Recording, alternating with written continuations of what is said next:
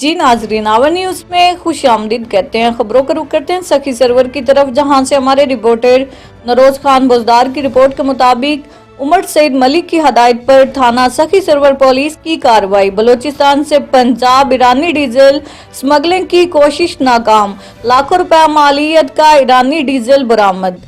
DPO डेरागाजी Khan Umar Saeed Malik की हदायत पर एसएचओ थाना सखी सरवर बख्त नसर ने अपनी टीम इंचार्ज चेक पोस्ट सखी सरवर और दीगर एहलकारों और रेंजर के हमरा मुश्तरका कार्रवाई करते हुए चेक पोस्ट सखी सरवर पर बलूचिस्तान से पंजाब ईरानी डीजल स्मगलिंग की कोशिश नाकाम बनाते हुए लाखों रुपया मालियत का ईरानी डीजल बरामद कर लिया।